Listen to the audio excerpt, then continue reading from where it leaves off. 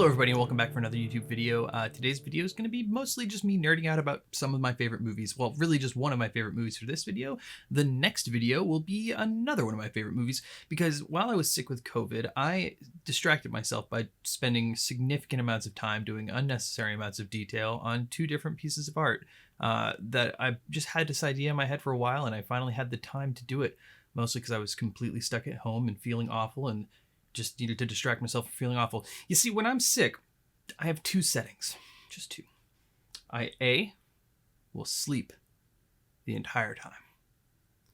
Or B, I'll distract myself like crazy because I just hate feeling awful. And I had to go with the latter in this one because when I was fighting COVID, I had severe insomnia and weird nightmares. Talk about strange symptoms. Anyway, it was really convenient for making art though, so let's get to the fun part of that. Let's get to the art side of this video. So conveniently enough, not long before I got sick with COVID, I was able to get a hold of a new iPad Pro. I hadn't really had a chance to dial in much of my settings, so getting sick really gave me an opportunity to do so.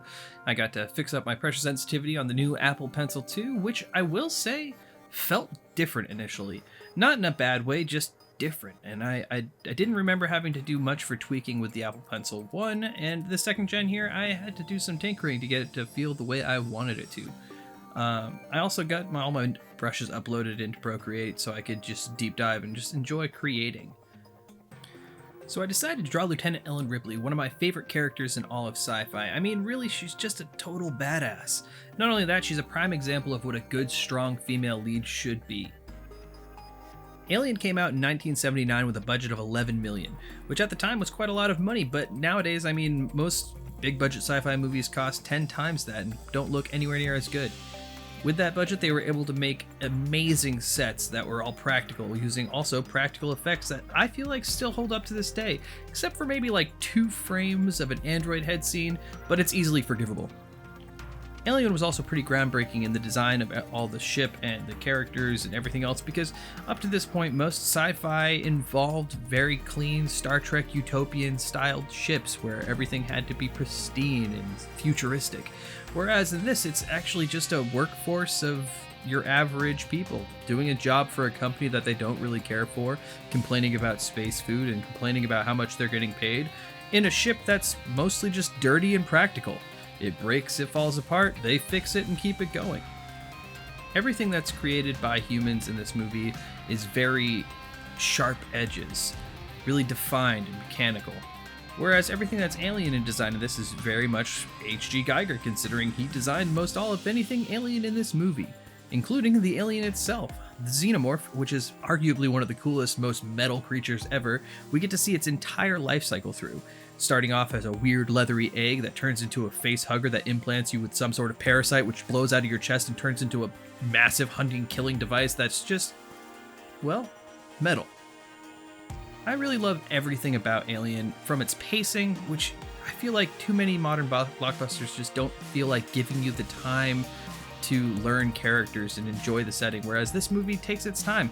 Before anything even happens, you're getting like through 40 minutes of the movie, and you know, by that point you feel like you know everyone and you understand their motives. It really is a great movie, and if you haven't seen Alien, I highly suggest it. So, fun fact about Procreate and this drawing in particular. Procreate has a function, and that's how I'm showing you this recording here, that it records every single stroke and creates it into a time lapse that you can then export later into a video format. This one, when I exported it initially, was 24 minutes long. It's something around like 38,000 strokes because I put way too much time and effort into inking this thing.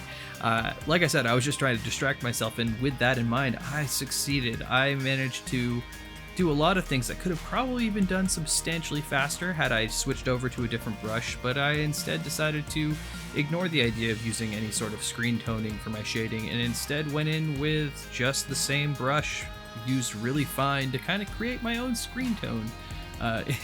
Once we get into the zoom in here, you'll be able to see a lot of those details. I spent a lot of effort just kind of adding way too much shading into this, but it was fun. I'm really happy with the outcome of it all, especially considering I don't do a lot of likenesses as I have done with this piece and with the next one.